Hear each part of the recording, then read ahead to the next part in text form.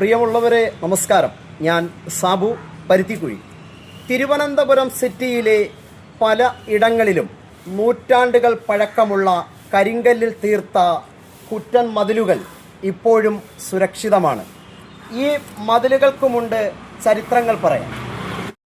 തിരുവനന്തപുരത്തിൻ്റെ ഹൃദയഭാഗങ്ങളിലൂടെ സഞ്ചരിക്കുമ്പോൾ പലയിടത്തും കാണാൻ കഴിയുന്ന നൂറ്റാണ്ടുകൾ പഴക്കമുള്ള ഈ കുറ്റൻ കരിങ്കൽ മതിലുകൾ വെറും നിർമ്മിതികളല്ല. അവ നഗരത്തിൻ്റെ ചരിത്രം വിളിച്ചോതുന്ന മൂകസാക്ഷികളാണ്. തിരുവനന്തപുരം നഗരത്തിൻ്റെ മുഖമുദ്രയാണ്. ചെമ്മണ്ണും കരിങ്കല്ലും ചേർന്നുള്ള ഈ പഴയകാല നിർമ്മിതികൾ പത്മനാഭസ്വാമി ക്ഷേത്രത്തിന് ചുറ്റുമുള്ള കോട്ടമതിൽ മുതൽ കവടിയാർ കൊട്ടാരത്തിൻ്റെ അതിരുകൾ വരെ നീളുന്ന ഈ മതിലുകൾക്ക് പറയാൻ കഥകളേറെയുണ്ട്. തിരുവിതാംകൂറിലെ മഹാരാജാക്കന്മാരുടെ കാലത്താണ് ഈ കരിങ്കൽ വിസ്മയങ്ങൾ രൂപം കൊള്ളുന്നത്.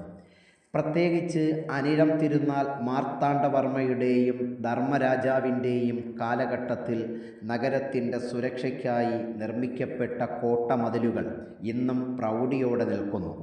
കിഴക്കേക്കോട്ടയിലെയും പടിഞ്ഞാറേക്കോട്ടയിലെയും വലിയ മതിൽക്കെട്ടുകൾ ഇതിനുദാഹരണമാണ്. ഈ മതിലുകളുടെ ഏറ്റവും വലിയ പ്രത്യേകത അവയുടെ നിർമ്മാണ രീതിയാണ്.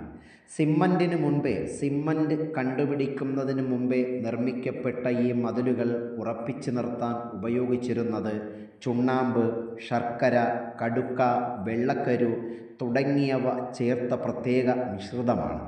കുറ്റൻ കരിങ്കല്ലുകൾ പാറമടകളിൽ നിന്നും വെട്ടിയെടുത്ത് കുറ്റൻ കരിങ്കല്ലുകൾ ആനകളെ ഉപയോഗിച്ചാണ് ആ കാലത്ത് നിർമ്മാണ സ്ഥലങ്ങളിൽ എത്തിച്ചിരുന്നത്.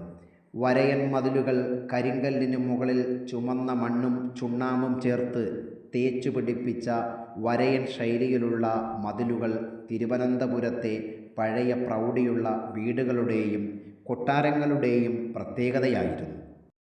തിരുവനന്തപുരം നഗരത്തിൻ്റെ ആത്മാവ് തൊട്ടറിയണമെങ്കിൽ അതിൻ്റെ തെരുവുകളിലെ കരിങ്കൽ മതിലുകളെ നോക്കണം. വെറുമൊരു മതിൽക്കെട്ടുകളല്ല, ഇവ തിരുവിതാംകൂർ എന്ന രാജ്യത്തിൻ്റെ ഉയർച്ചയുടെയും അതിജീവനത്തിൻ്റെയും കഥ പറയുന്ന ശിലാസ്മാരകങ്ങളാണ്. ചരിത്രമുറങ്ങുന്ന പഴമയുടെ വീഡിയോയുമായി വീണ്ടും കാണാം.